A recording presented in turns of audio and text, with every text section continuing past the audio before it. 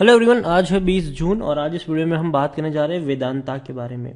230 रुपए का शेयर है। आज दिन खत्म होते होते 12.5 से 13% की गिरावट देखने को मिली और इवन अगर देखें तो आज ये टूटकर 15% तक की भी गिरावट दिखा चुका था। 221 रुपए तक का इसने लो बनाया, बाउंस बैक जरूर किया, लेकिन 230 रुपए की 230 रुपए के आसपास क्लोज जरूर हुआ और गिरावट तो भैया बड़ी दिखाई है इसने। वीडियो में डिस्कस करेंगे वेदांता की एक दिन की इतनी बड़ी गिरावट की वजह क्या है और खरीदारी के मौके हाल फिलहाल में यहां पर बन रहे हैं कि नहीं। वीडियो को शुरू करूं उससे पहले अगर आपने अभी तक चैनल को सब्सक्राइब नहीं किया है तो प्लीज अभी इसे सब्सक्राइब कर लीजिए, क्योंकि आगे भी बहुत सारे वीडियोस हैं जो आपको काफी ज्यादा हेल्प करेंगे। तो वेदांता आज बड़ी गिरावट है और पिछले कुछ दिनों से ये लगातार टूट ही रहा है। इवन पिछले एक महीने में 27% तक टूट चुका है और जो बड़ी गिरावट देखने को मिली है वो पिछले 10 दिनों में आई है। 10 से 12 दिनों में कह सकते हो आप। 321 रुपए से ये 230 पर आ चुका है। तो भैया 90 रुपए से भी ज्यादा की गिरावट देखने को मिली है। और इवन एक साल की अगर हम बात करें तो पिछले एक साल में 8.5% की गिरावट है। देखिए, शेयर जो था ये 250 रुपए का था, बड़ी रफ्तार पकड़ी, 435 तक गया, ये बहुत बड़ी तेजी थी। उसके बाद टूटना जो शुरू हुआ कि अभी तक रुक नहीं रहा है ये गिरावट। शुरुआत हुई रशिया यूक्रेन क्राइसिस से, और जाहिर सी बात है जब भी ग्लोबली किसी क्राइसिस में कोई भी कंट्री या कोई भी सिचुएशन आती है तो जो मेटल स्टॉक्स है उसमें सबसे ज्यादा गिरावट देखने को मिलती है। और रशिया यूक्रेन क्राइसिस ने हालत खराब करी, शेयर टूट के बिखरा। दोबारा क्या हुआ कि भैया कंपनी ने अनाउंसमेंट किया था डिविडेंड भारी भरकम, उसने भी थोड़ा बहुत कंट्रीब्यूट किया, क्योंकि 31 रुपए का तो इन्होंने सिर्फ डिविडेंड बांट दिया। तो जाहिर सी बात है कंपनी के ही पैसे, कंपनी के जो आप कह सकते हैं वर्किंग कैपिटल में से ही वो पैसा निकलेगा डिविडेंड का, तो जाहिर सी बात है शेयर टूटेगा जरूर। दूसरी बात, अभी हाल फिलहाल में ये जो इन्फ्लेशन चल रहा है उसके से मार्केट में जो गिरावट है उसने भी अपना काम किया। लेकिन आज जो बड़ी खबर आई थी गिरावट की वो ये था कि भैया तमिलनाडु का इनका जो कोपर प्लांट है उसको भैया इन्होंने बिकवाली के लिए लगाया हुआ है, और यही वजह थी कि आज शेयर एक ही दिन में टूट गया। अब देखिए, Vedanta has invited expression of interest for its Tuticorin base smelter which has been shut since mid 2018। देखिए, सरकार का ही आदेश था कि भैया इस प्लांट को बंद करो। काफी ज्यादा कंट्रोवर्सी हुई थी इस प्लांट को लेकर। अब फाइनली जो वेदांता ने डिसाइड किया है कि भैया अब क्या करेंगे, हम अपनी इस जो प्लांट है उसको लगाएंगे बिकवाली पे कि भैया बेच रहे हम इसको। यहां पर देखिए, द लास्ट डे और submit to EOL is July 4th। July 4th भैया लास्ट डे है, उससे पहले लोगों को अपनी बिड सबमिट करनी पड़ेगी जो भी खरीदारी के लिए इंटरेस्टेड है।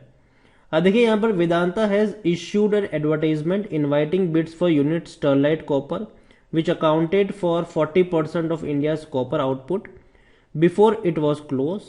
At the time of closure, it employed 5,000 people directly and another 25,000 indirectly. इससे पहले भी वेदांता ने भैया स्टरलाइट कॉपर का जो है उसको लेकर बिड लगाई वगैरह थी। यहां पर देखो, इस खबर के चलते जाहिर सी बात है जब कंपनी अपने किसी प्लांट को बेचने के लिए लगाती है तो अच्छा इम्पैक्ट नहीं होता है। लेकिन मेरे हिसाब से अगर आप देखो तो ये जो इनका प्लांट था तूतीकोरिन का वो ऑलरेडी बंद ही पड़ा था सरकार के कह सकते हैं कि सरकार के ऑर्डर के बाद। अब इसको बेचने के लिए लगाया है। वेदांता को लेकर अगर आप देखो तो आप इसका जो चार्ट देखोगे तो एक चीज आपको क्लियर में समझ में आ जाएगी कि ये लॉन्ग टर्म का खिलाड़ी कतई नहीं है। यहाँ पे जब भी तेजी आई है भयंकर टूटा है, जब भी टूटा है तेजी आई है। आप चाहे 10 साल का ग्राफ देखो या फिर अगर मैं आपको मैक्सिमम चार्ट दिखाने की कोशिश करूं वेदांता के बारे में तो यहाँ पर आप इसका मैक्सिमम चार्ट भी देखोगे तो ग्राफ काफी इंटरेस्टिंग है। तेजी आती है तो भैया बहुत बड़ी तेजी आती है, लेकिन जब टूटना शुरू होता है तो जैसे कि भैया कहीं रुकता ही नहीं है। फिर तेजी बनती है, फिर ऐसे ही गिरावट, फिर बहुत बड़ी रफ्तार, फिर ऐसे ही गिरावट। तो पहली चीज तो ये कि जब भी ये हाई प्राइस पे ट्रेड कर रहा हो मत पड़ो, यहां पर नहीं पढ़ने की जरूरत नहीं है। लेकिन जब सस्ता मिल रहा हो तब मौके बन सकते हैं। अब काफी लोग पूछेंगे कि अच्छा कौन सा लेवल सही होगा बाइंग के लिए, तो मेरे हिसाब से जो लेवल होगा बाइंग का वो बनेगा 150 रुपए के आसपास। अब काफी लोग इसमें भी आर्ग्यूमेंट करेंगे कि अच्छा इतना नीचे कैसे, तो वो भी हम डिस्कस करते हैं। लार्ज कैप शेयर है 90,000 करोड़ से भी ज्यादा का मार्केट कैप है। वॉल्यूम देखें तो 5 करोड़ के बहुत बड़ी क्वांटिटी में शेयर ट्रेड होते नजर भी आए हैं। कंपनी का रेवेन्यू और प्रॉफिट बहुत शानदार है भैया, कमाल का रेवेन्यू इस कंपनी ने दिखाया है पिछले साल में। यहां पर अगर हम बात करने जाएं तो according to Moneycontrol user 19% लोग कह रहे कि बेच दो, बाकी हर कोई कह रहा है खरीदारी करो, खरीदारी करी है तो बने रहो। कंपनी का रेवेन्यू जहां 88 करोड़ का था, 88,000 करोड़ का था, ठीक है, 2021 में, वो 1,32,732 करोड़ पे पहुंच गया। तो बहुत बड़ी जंप इसने रेवेन्यू में तो लगा ही लगाई और प्रॉफिट में उससे बड़ी जंप लगाई। जहां इनको 2020 फाइनेंशियल ईयर में 4,745 करोड़ का लॉस हुआ था, वहीं 15,000 करोड़ से भी ज्यादा का मुनाफा 2021 में कमाया और 23,700 करोड़ से भी ज्यादा का प्रॉफिट 2022 में इस कंपनी ने कमाया। अच्छी बात है, लेकिन अब चैलेंजेस होंगे कि इस प्रॉफिट को मेंटेन करना, जो कि हालांकि काफी मुश्किल होगा इस कंपनी के लिए। वेदांता की जो सबसे बड़ी कमजोरी है वो ये है कि भैया प्रमोटर के पास होल्डिंग तो है लेकिन सारी की सारी गिरवी पड़ी हुई है। यहां पर आप होल्डिंग पे नजर करो तो 69.69% की होल्डिंग है, लेकिन सारी की सारी 100% होल्डिंग इनकी है गिरवी। तो ये अच्छे संकेत तो कतई नहीं है। 1.93% म्यूचुअल फंड के पास है, 9.68 डोमेस्टिक वालों के पास है, 9.35 एफआईल्स, 9.36 रिटेल और अदर पार्टीज के पास है। लॉन्ग टर्म में पैसा नहीं बना है और कहां से बनेगा, जब ग्राफ ही आपको इस तरीके से देखने को मिलेगा। लॉन्ग टर्म में पैसा नहीं बना है वेदांता में। वेदांता को लेकर अगर आप देखो तो खरीदारी करने का सही मौका है क्योंकि सर ओवरबॉट जोन में नहीं है। डिविडेंड तो बहुत भारी भरकम पे कर रहा है। अभी हाल फिलहाल में ही अगर आप देखो तो 21 रुपए 50 पैसे का डिविडेंड पे किया है और इस साल उससे पहले इसी साल मार्च में 13 रुपए का डिविडेंड पे किया था।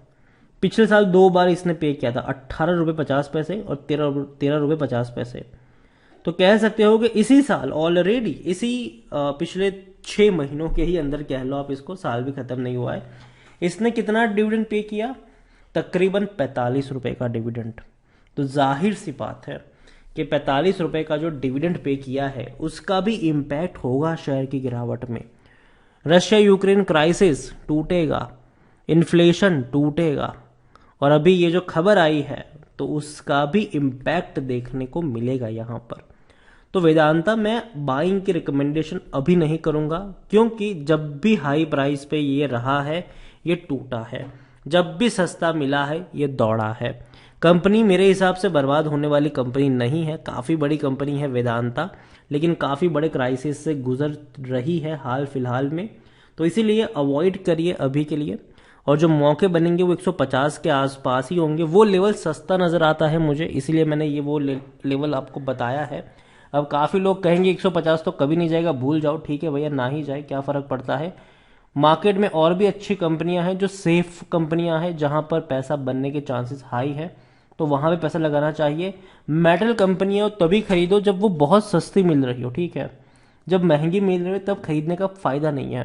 वीडियो को यहीं पे एंड करूंगा, पसंद आया हो तो लाइक कर, शेयर कर, चैनल पर अगर पहली बार है तो प्लीज सब्सक्राइब करें और वेदांता के बारे में आप क्या सोचते हैं वो भी आप मुझे कमेंट में लिखकर बता सकते हैं। Thank you.